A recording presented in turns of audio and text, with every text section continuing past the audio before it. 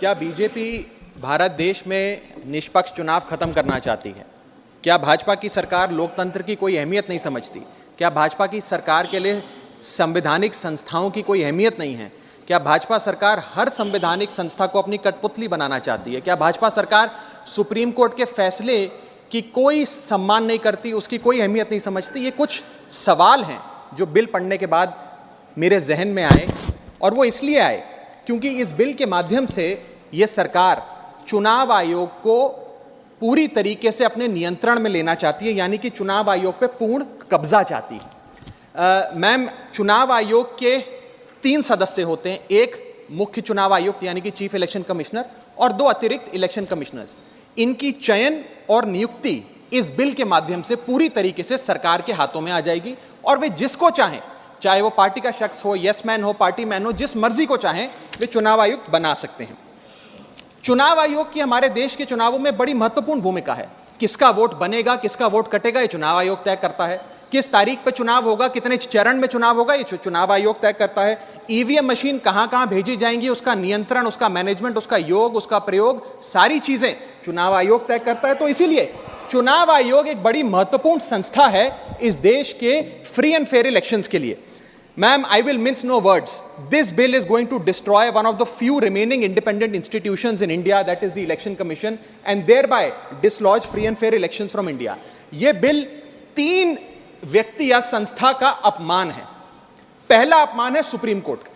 क्यों? क्योंकि supreme court ने इसी साल मार्च 2 को 2 मार्च 2023 को 5 जजों की संवैधानिक पीठ ने सर्वसम्मति से एक फैसला दिया, और वो फैसला ये था कि सरकारी हस्तक्षेप, सरकार का कोई भी दखल चुनाव आयोग की नियुक्ति में नहीं होना चाहिए। ये खत्म करने के लिए हम एक समिति का गठन करते हैं। उस समिति के गठन से मुख्य न्यायाधीश को हटाकर एक कैबिनेट मंत्री को डालकर उसका संतुलन बिगाड़ने का काम और सुप्रीम कोर्ट के फैसले को पलटने का काम इस सरकार ने किया, ताकि एक ऐसी व्यवस्था बन जाए जिसमें जो शख्स ये चाहे वही चीफ इलेक्शन कमिश्नर बनेगा। ये इंसल्ट सुप्रीम कोर्ट की इसलिए है क्योंकि इसी साल के दिए गए संवैधानिक पीठ के सर्वसम्मति के 2 फैसलों को इस सरकार ने सदन के भीतर बिल लाकर बदल दिया। पहला था दिल्ली सेवा बिल, जो 8 दिन के भीतर ऑर्डिनेंस लाकर और फिर सदन के भीतर बिल लाकर बदला गया, और एक ये बिल जो 2 मार्च 2023 के सुप्रीम कोर्ट के फैसले को पलटता है और उस फैसले को पूरी तरीके से रिवर्स करने का काम करता है। मैं आपको यह बताना चाहूंगा कि यह सरकार इस बिल के माध्यम से एक प्रकार से सुप्रीम कोर्ट को खुली चुनौती दे रही है कि आपको जो फैसला देना है दीजिए, अगर हमें पसंद नहीं आएगा हम बिल लाकर उस फैसले को पलट देंगे। दूसरा इंसल्ट या अपमान इस बिल के माध्यम से चीफ जस्टिस ऑफ इंडिया का है।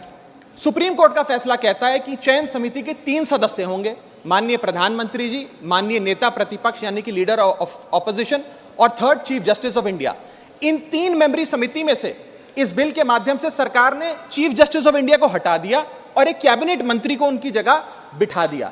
चीफ जस्टिस ऑफ इंडिया से इतना परहेज कि साफ तौर पे उन्हें इस समिति से हटाने के लिए इस बिल को लाया गया। मैं सरकार को याद कराना चाहूंगा कि समय समय पर इलेक्टोरल रिफॉर्म्स के लिए इस देश में कमेटियां बनी और अधिकांश कमेटियों ने यह फैसला दिया, ये रिपोर्ट दी, ये सजेशन दिया कि समिति के भीतर चीफ जस्टिस ऑफ इंडिया यानी कि इस देश की न्यायमूर्ति को जरूर होना चाहिए, चाहे वो तारकुंडे कमेटी हो, दिनेश गोस्वामी कमेटी हो, वोरा कमेटी हो, इंद्रजीत गुप्ता कमेटी हो, जीवन रेड्डी कमेटी हो, या फिर इसी सरकार की लॉ कमीशन की रिपोर्ट हो।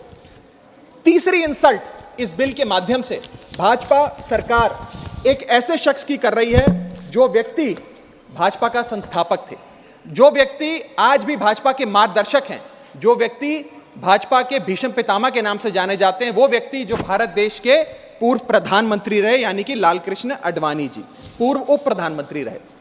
मैम, 2 जून 2012 को, और मैं राज्यसभा के पटल पे इस लेटर को रखूंगा, 2 जून 2012 को माननीय लालकृष्ण आडवाणी जी ने उस समय के प्रधानमंत्री डॉक्टर मनमोहन सिंह को पत्र लिखकर कहा कि चुनाव आयोग की जो भूमिका है चुनावों में बड़ी महत्वपूर्ण है, उसकी नियुक्ति पर एक बहुत बड़ा संदेह, प्रश्न चिन्ह लगा हुआ है और उसकी नियुक्ति सरकार के हाथ में नहीं होनी चाहिए। और वो लिखते हैं, the present system whereby members to the election commission are appointed solely on the advice of the Prime Minister does not evoke confidence in the people.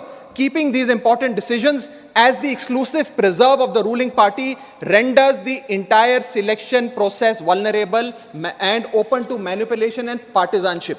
और वो कहते हैं कि समिति 5 सदस्यों की हो जो सीईसी की चयन करे, उनकी नियुक्ति करे, जिसमें प्रधानमंत्री हो, जिसमें लीडर ऑफ ऑपोजिशन लोकसभा हो, जिसमें लीडर ऑफ ऑपोजिशन राज्यसभा हो, जिसमें चीफ जस्टिस ऑफ इंडिया हो और कानून मंत्री हो, यानी कि 2 सदस्य सरकार के, 2 सदस्य ऑपोजिशन के और 1 न्यायपालिका के। ये समिति बड़ी अच्छी है, यानी कि अडवाणी जी भी चीफ इलेक्शन कमिश्नर की स्वतंत्रता के लिए, चुनाव आयोग की स्वतंत्रता के लिए लड़ते रहे, लेकिन इन लोगों ने अडवाणी जी को भी उनके हक की, उनके अधिकार की बात नहीं दी। आज मैं सदन में दूसरी बार लालकृष्ण अडवाणी जी के हक की, उनके अधिकार की बात मांगने के लिए खड़ा हुआ हूं। पहला जब उन्होंने दिल्ली सेवा बिल पर कहा था दिल्ली को पूर्ण राज्य का दर्जा दिया जाए, और आज जब उन्होंने कहा कि चीफ इलेक्शन कमिश्नर की नियुक्ति स्वतंत्रता से हो, निष्पक्ष तरीके से हो।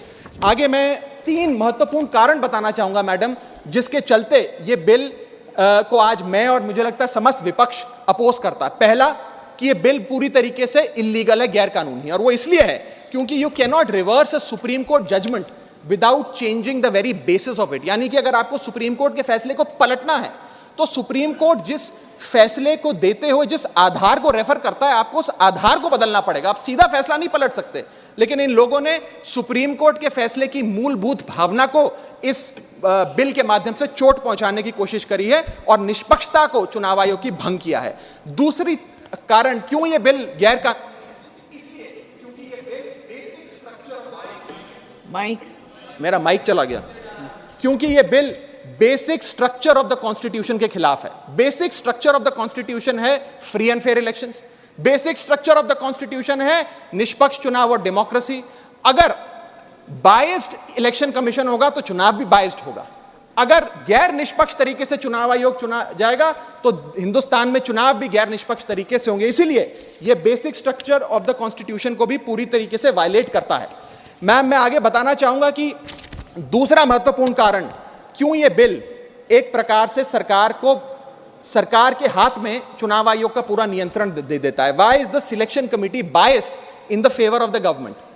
सुप्रीम कोर्ट ने कहा 3 मेंबरी समिति होगी जो तय करेगी कि चुनाव आयोग में कौन कौन बैठेगा, प्रधानमंत्री, लीडर ऑफ ऑपोजिशन और chief justice of India.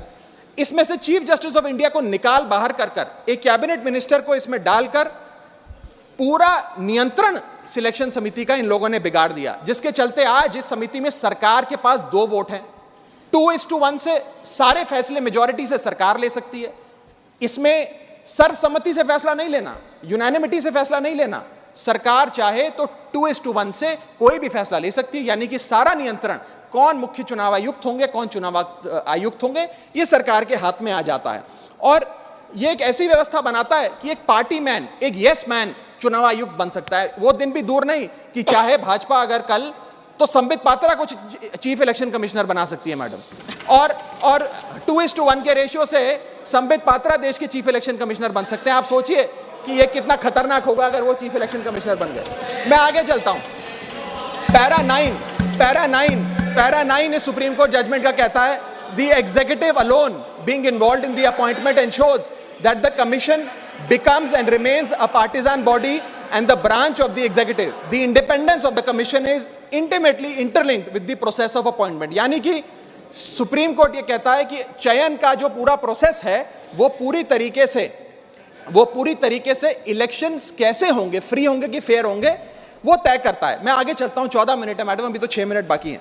Supreme court आगे अपने पैरा 186 में हाईलाइट करते हुए कहता है a person who is weak-kneed before the powers that be cannot be appointed as the election commissioner.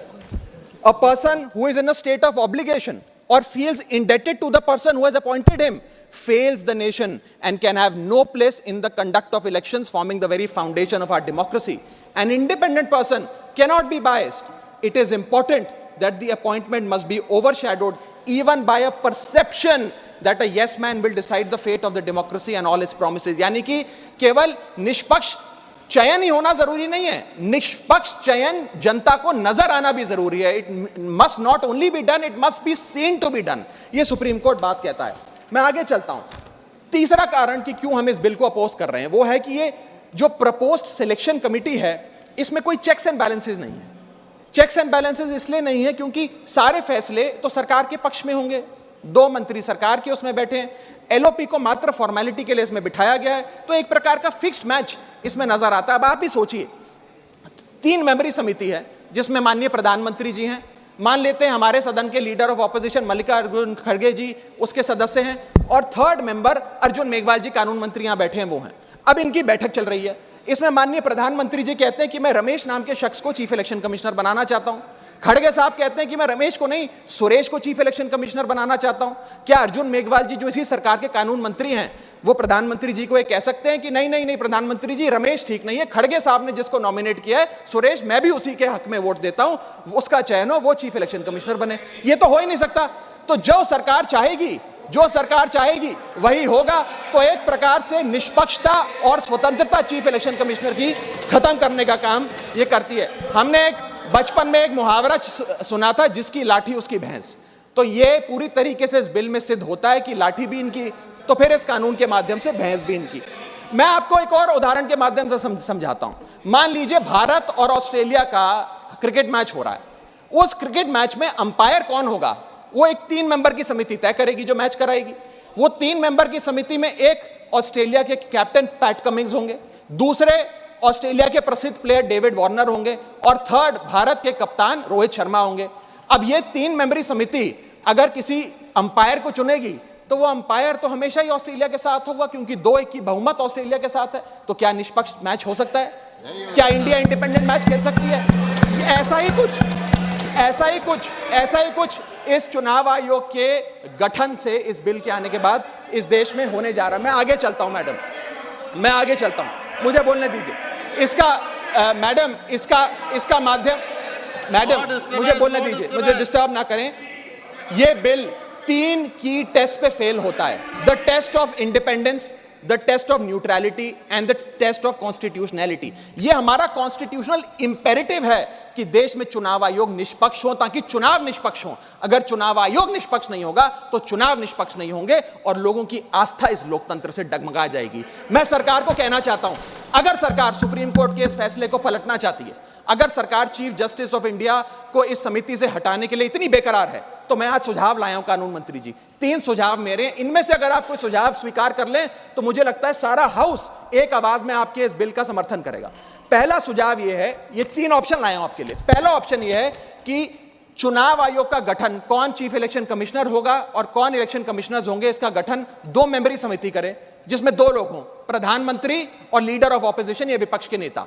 ये 2 मेंबर्स सर्वसम्मति से फैसला ले, यूनानिमिटी से, क्योंकि 2 लोगों में मेजॉरिटी तो हो नहीं सकती, तो 2 लोग सर्वसम्मति से फैसला ले, जो भी नाम तय करेंगे हम सब मान जाएंगे। ये ऑप्शन 1। ऑप्शन 2 मैं देना चाहूंगा सरकार को, जो लालकृष्ण आडवाणी जी ने दिया था। लालकृष्ण आडवाणी जी की बात मान लीजिए, मेरी मत मानिए, आपको आम आदमी पार्टी तो पसंद नहीं, पर अपने पेट्रियार्क फाउंडिंग फादर, आपके पितामह भीष्म लालकृष्ण आडवाणी जी का फॉर्मूला ले लीजिए। 5 मेंबरी समिति, प्रधानमंत्री, कानून मंत्री, leader of opposition in Lok Sabha and Rajya Sabha और चीफ जस्टिस ऑफ इंडिया, ये 5 मेंबरी समिति एक निष्पक्ष चुनाव आयोग का चयन कर लेगी। और तीसरा ऑप्शन, अगर ये दोनों ऑप्शन आपको पसंद नहीं, तो मैं आपको वो ऑप्शन बताना चाहूंगा जो कॉन्स्टिट्यूएंट असेंबली में प्रोफेसर शिबन लाल सक्सेना ने दिया था। वो था कि जो भी नाम ये चयन समिति तय करे, वो नाम सदन के भीतर लाए जाएं और 2/3 बहुमत लोकसभा और राज्यसभा से नाम पास हो जाए, वो आदमी चीफ इलेक्शन कमिश्नर बन जाए। मैं सकारात्मक बहस कर रहा हूं, मैं ऑप्शन लाया हूं। ये इन 3 ऑप्शंस में से कोई भी ऑप्शन चुन लीजिए, सारे विपक्ष को मनाने की, एकजुट करने की जिम्मेदारी मेरी। मैं अंत में अपनी बात समाप्त करने से इतना बस कहना चाहूंगा मैडम, कि ये बिल एक डे लाइट रॉबरी है हमारे देश की डेमोक्रेसी की, लोकतंत्र की। इस बिल के माध्यम से भाजपा डेमोक्रेसी को हाईजैक करना चाहती है। And I on behalf of the Aam Aadmi Party oppose this bill, vehemently oppose this bill, because this bill will ensure that India, which is today known as the mother of democracy, will tomorrow unfortunately be known as for mockery of democracy. Mother of democracy से mockery of democracy तक का सफर आप इस bill के माध्यम से तय करने जा रहे हैं। मैं हाथ जोड़कर आपसे विनती करूंगा, इस बिल को वापस लीजिए। लोगों की देश के लोकतंत्र में बहुत आस्था है, उस आस्था से खिलवाड़ करने का काम मत कीजिए। बहुत बहुत शुक्रिया। जय हिंद, जय भारत। हमसे जुड़े रहने के लिए हमारे YouTube चैनल को सब्सक्राइब करें और नई वीडियो की नोटिफिकेशन के लिए बेल आइकॉन को दबाएं।